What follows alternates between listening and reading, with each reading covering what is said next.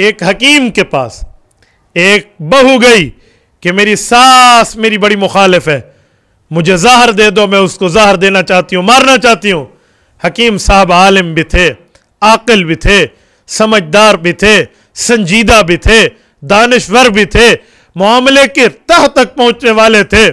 انہوں نے کہا میری بیٹی پورے احوال مجھے سنا۔ اس نے سنائے، کہا رازداری سے دینا۔ کہا بیٹی میں بھی رازداری سے تمہیں زہر دوں گا، لیکن ایک بات سن، زہر دیتا ہوں، جا کے ساس کو کھلا دے گی، وہ مر جائے گی، تیرا نام ہوگا کہ تو اس سے لڑ رہی تھی، تو نے مارا۔ اس نے کہا حکیم صاحب بات تو آپ کی ٹھیک ہے، کیا کروں؟ کہا میں تمہیں سلو پوائزن دیتا ہوں، آہستہ آہستہ وہ زہر اثر کرے گی 6 ماہ کے بعد۔ اس نے کہا اچھا بس دے دیں۔ تو کہا آہستہ آہستہ، لیکن ایک بات ذہن میں رکھنا، اس دوران اپنی ساس سے تعلقات ٹھیک رکھنا، لڑائی نہ کرنا، تاکہ 6 ماہ بعد تو اس نے مر تو ویسے جانا ہے۔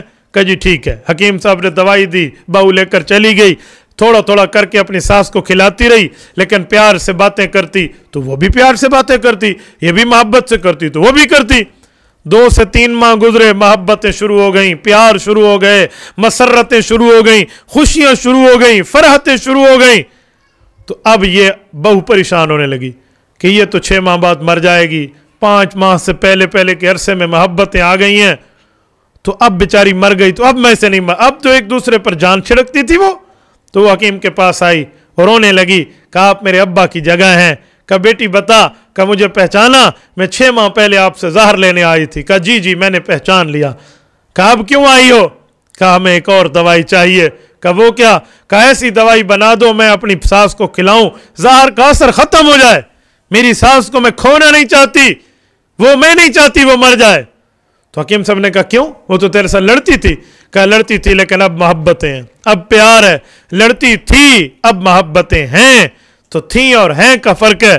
اب جلدی جلدی حکیم صاحب دوائی بنا دو جو زہر کا تریاک ہو۔